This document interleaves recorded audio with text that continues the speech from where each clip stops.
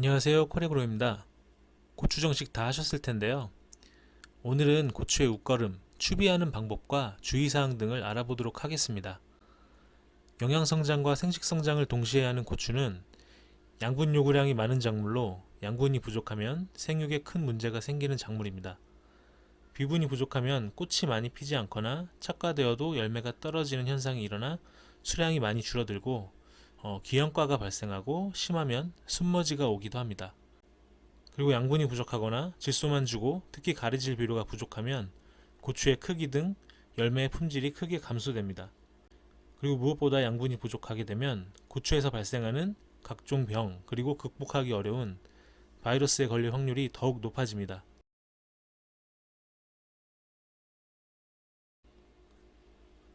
추비는 보통 정식 후 3번에서 4번으로 나누어 시비하는데요. 보통은 질소와 가리질 비료를 함께 시비합니다. 그리고 인산의 경우는 보통 밑비료로 전량을 주게 됩니다. 하지만 너무 꽃이 적게 피고 웃자란다면 수용성 인산이 함유된 비료를 사용하는 것도 좋습니다. 1차 추비는 정식 후 25일에서 30일경부터 하는데요. 보통 윗거름으로 사용한 질소의 비분은 완효성 비료가 아니고서야 정말 길어야 30일을 넘기기가 어렵습니다.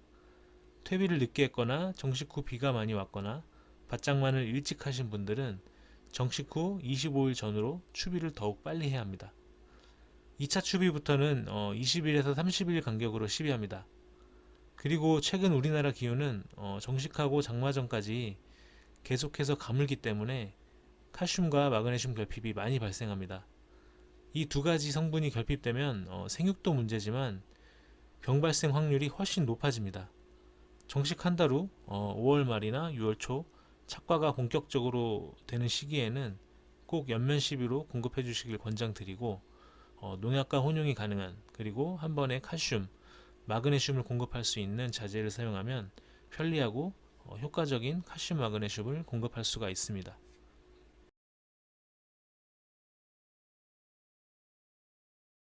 추비를 할 때는 꼭 토양 수분이 있는 상태에서 시비를 해야 합니다. 토양 속 모든 양분은 물에 말지 않고서는 먹을 수가 없습니다. 즉 토양이 건조한 상태에서 시비하면 식물이 비료의 성분을 제대로 이용할 수가 없습니다. 그리고 1차 추비 시에는 고추 너무 가까이 주게 되면 뿌리를 상하게 할 수 있으니 주의하셔야 하고, 그리고 추비의 간격 같은 경우에는 앞 페이지에서 말씀드린 25일에서 30일 간격보다는 사실 생육 상태나 기후 여건에 따라 더 빨리 살포해야 할 수도 있습니다. 예를 들어 추비 후 비가 너무 많이 왔다면 대부분 양분은 쉽게 유실됩니다. 이런 경우에는 추비 시기를 더 앞당겨야 할 필요가 있습니다. 반대로 비가 너무 많이 오지 않아서 토양이 가문 경우입니다. 이때는 간격이를 늘리기보다는 사용 시비량을 줄여줍니다. 정상적인 경우에는 사용하시는 비료의 정량을 지켜주시거나 비가 적게 오거나 기온이 너무 높아 토양이 전반적으로 건조한 경우에는 비료의 사용량을 80%로 줄여서 사용합니다. 그리고 간혹 퇴비를 많이 뿌렸기 때문에 웃거름을 등한시해 하시는 경우가 가끔 있으신데요. 퇴비는 토양 개량은 물론 양분과 중요한 유기물을 공급해 주기 때문에 매우 중요한 역할을 하는데요. 하지만 양분 공급 같은 경우에는 퇴비가 가지고 있는 양분을 전부 이용하려면 약 5년 정도가 걸리는데요. 즉 매년 조금씩 분해돼서 식물이 이용할 수 있는 양분의 형태가 되는데, 매년 300평에 퇴비를 1톤씩 시비한다고 해도 토양이 이용할 수 있는 양분은 많지가 않습니다. 돈분과 개분처럼 토양 개량 효과는 적고 비료적 성분을 많이 제공하는 퇴비의 경우도 퇴비만으로는 고추가 필요한 충분한 영양분을 공급할 수가 없습니다. 1차 추비는 정식 후 25일경 전후로 실시하는 게 좋은데요. 고추와 고추 포기 사이에 구멍을 뚫고 비료를 넣어줍니다.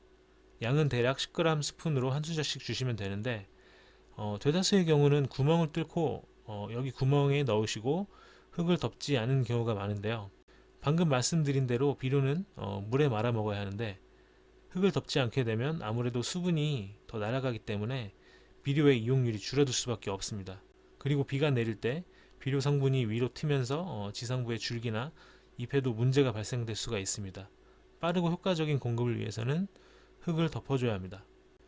참고로 추비로 사용하는 비료를 살펴보면 1차 추비를 하는 시기에 토양에는 가리질 성분이 어느 정도 남아 있기 때문에 요소만 주거나 이 시기 칼슘 결핍 해소를 위해 질소와 칼슘을 공급할 수 있는 질산칼슘을 살포하기도 합니다.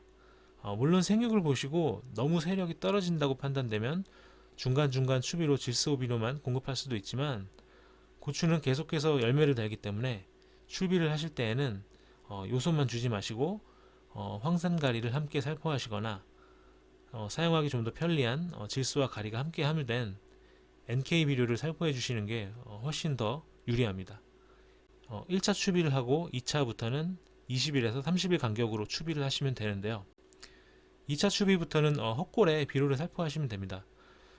다만 2차 추비까지는 아직 뿌리가 완전히 헛골까지 분포되지 않을 수도 있으니 두둑의 옆부분을 뚫고 주입식으로 살포하시는 게 더 효율적인 비료 공급이 가능합니다.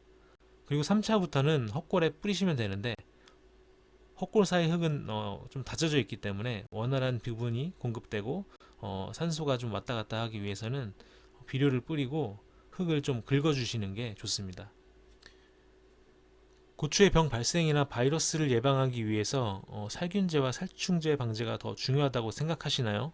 물론 매우 중요합니다. 하지만 사람도 건강한 사람이 덜 아프고 병에 걸려도 쉽게 회복하듯이 고추의 밥, 영양성분을 잘 챙겨줘야 건강하게 자라고 병이나 바이러스에 걸릴 확률이 줄어듭니다. 그리고 혹시 병에 걸리더라도 이겨낼 수 있는 힘을 가질 수가 있습니다. 추비로 사용되고 있는 요소나 NK 비료들은 대부분 속효성 비료입니다.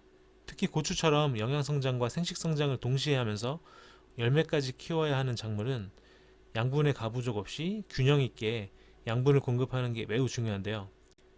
속효성 비료들은 살포하는 시기에는 질소가 필요 이상으로 빨리 공급되고 금방 양분 부족이 오게 됩니다.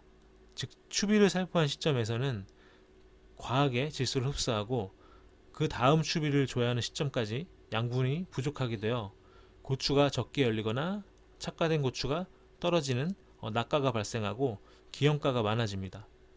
즉 추비 시기마다 질소의 과잉과 부족이 반복해서 발생됩니다. 결국 뿌리와 잎의 노화가 빨리 진행되고 고추의 생육과 수확량은 크게 감소됩니다. 꼭 비분 부족이 되지 않게 추비 공급 잘 해주시고 성공적인 고추 농사가 되시길 바라겠습니다. 저희는 항상 여러분의 성공 농사를 기원합니다. 감사합니다.